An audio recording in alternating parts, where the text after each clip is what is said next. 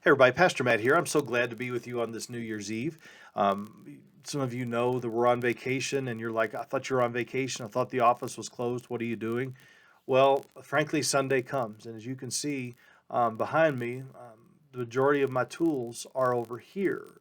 And so I want to make sure that we're not microwaving a meal for you on Sunday that it has time to cook. So here I am. And I want to make sure that I'm letting you know about this new sermon series we're going to be doing from the book of Jonah. It's going to be 4 chapters, so we're going to take 4 Sundays of the 5 in January to go over a chapter per Sunday. And I believe as you see the drama unfold with Jonah, I believe you're going to see maybe a lot that may be unfolding in your own heart, in your own lives, and in our culture, and how we as churches sometimes are a little bit reluctant to engage those that may be against our way of life or may not believe the way that we do. But God calls us to them anyway, and how are we going to react? Sometimes we get afraid that God is going to show his favor somewhere else and not on us because of various reasons. And sometimes we can't handle that. We want to be the object of God's favor all the time, regardless of our actions. But here we are. Jonah is going to help us to sort through and make sure that we are taking care of business the way that we need to when God calls us. So, sermon number 1 this coming Sunday is going to be on Will You Say No When God Says Go? Now, in order to help you to dig in a little bit more, as a disciple of Jesus, we're going to offer you some study guides that are going to be daily readings for you based upon the sermon that you hear. And it's going to look something like this. All right. This is one of the drafts. Carla is actually binding them right next door. And so this is the draft. This picture, it's a public domain picture of Jonah, and pretty picturesque, isn't it? But this is the series is called The Gospel According to Jonah. Let me show you a little bit about how it's laid out. So you'll see here the title of the sermon, and then there's an introduction that's here. And then we have a daily reading, usually 2 or 3 bullet points that connect back to something from the passage or something from the sermon that you heard on Sunday to help reinforce what God was teaching you on Sunday. And so you'll see that there's some readings that are based upon a paragraph or a passage from the sermon, but also another passage for you to interact with. And as we go through these, hopefully it'll help dig it in deeper. Because honestly, how much do we forget from Sunday morning to Sunday evening, from Sunday morning to Monday morning, Sunday morning to Wednesday morning? Sometimes we forget about it. And this is a way for us to dig back in and to really make sure that we are being discipled, not just sitting there and worshiping and being there as an event, but worship must lead to discipleship.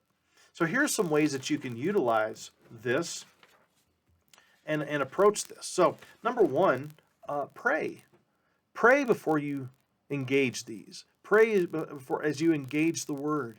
Pray that you would not only know the Word of the Lord, but that it would help you to know the Lord of the Word. So pray as you approach these. Secondly, you've been given some readings. Again, those 2 or 3 bullet points every day. Read the readings. Read not only the main passages, but read also the other passages that are helping you to dig in a little bit more. Bible readings, which I'm going to do a video in just a little bit about Bible readings and why it's important to have that systematic plan to go through it, and what I'm hoping we as a church can go through bit by bit. But I'm hoping also that you're going to see that it's important to just take a bit of Scripture and to be able to study it. Bible reading plans are basically like helping you to see the forest.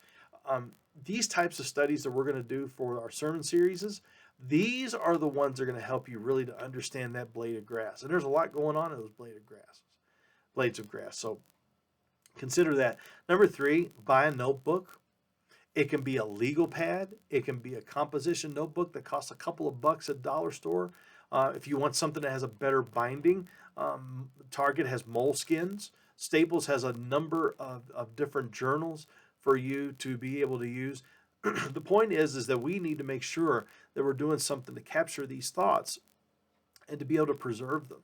I know not everybody digs journaling, but there's something to it. When you write down what God is doing in you at a certain time of your life, you can go back and look at this. In fact, I was talking to a member of our church who had been going back over her journals from 1983, which is incredible. She was going through those, and I was talking to my mom the other day, and she was going through some old papers and some things that had been written down, and it was able to take her back and to show her what God had been doing, and the other member to be able to show them what God had been doing over the years, and it's a very, very powerful discipline for you to do.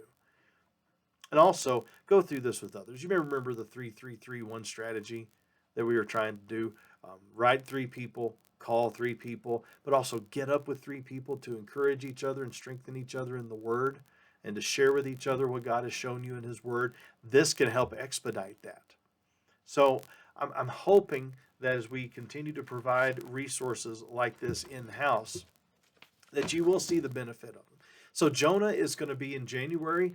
Starting in February, we're going to be going through the book of Ephesians, taking a bit of a break in the summer as we go through the summer in the Psalms, and that'll be Psalm 21 to 30. Then we'll pick Ephesians back up, and then October, November, December, and all of a sudden we're back.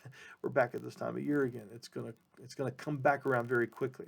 We also have a Vision Fellowship at 5 o'clock in person. Lord willing, that'll be 30 to 45 minutes, depending on questions. But we're hoping to go through and just show you a bit about what we believe God's going to be doing um, in 2021 and some things that we need to be praying through in 2021. All right? So, God bless you. If we don't have a lot of people sign up to come in person, which we have that on our sign up um, on our reopened church sign up page that we normally have.